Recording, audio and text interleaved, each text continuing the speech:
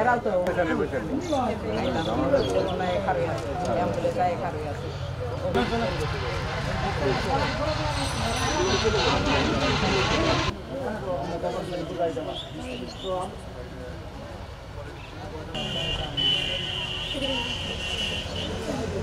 মামলা করতে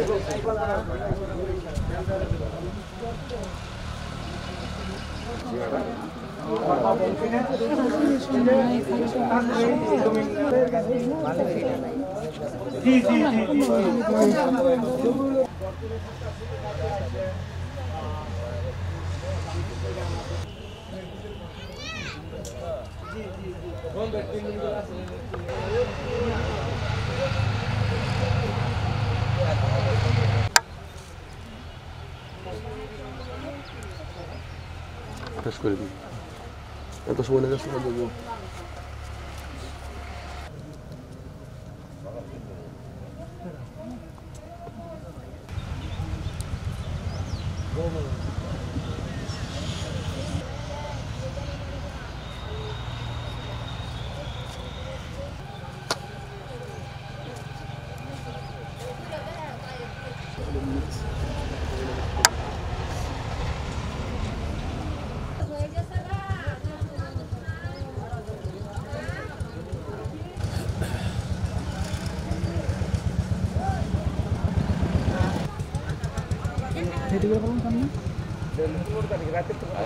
এই জমি আমরাই কিনছি ইসমাইলের কাছ থেকে 1991 সালে।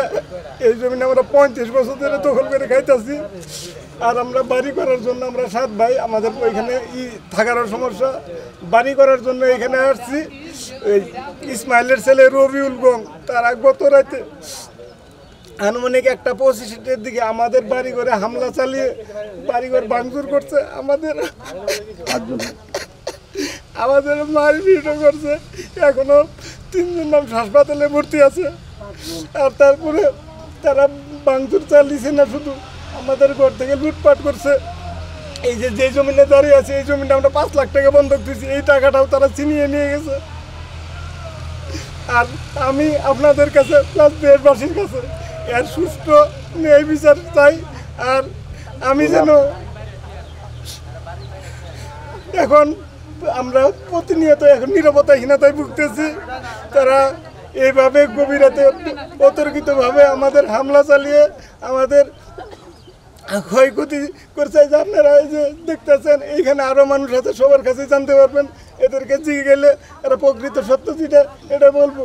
তো আমি আপনাদের কাছে বলবো যেন এর একটা সুষ্ঠু বিচার চাই আমি। আমার আর বিশেষ কিছু বলার নেই। এইখানে রবিউল গং প্লাস নজরুলের ছেলে পলাশ, কবির এরা এই হামলা ছিল। এছাড়াও আরো অজ্ঞাত 15-20 জন। একই গ্রামে থাকি। আর এই জমিন 91 সালে ইসমাইলে বিক্রি করে তারা ক্রয় করার পরে এতদিন ধরে ভোগ দখল করে খাইতেছে।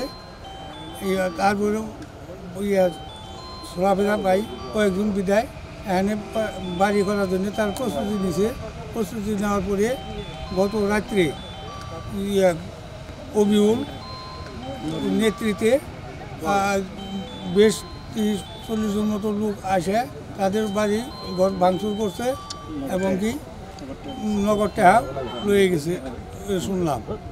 আর টিন এগুলা নিয়ে গেছে এবং কি ভাগে ভাগে মন্দির ভিতর ফালাই দিয়ে গেছে।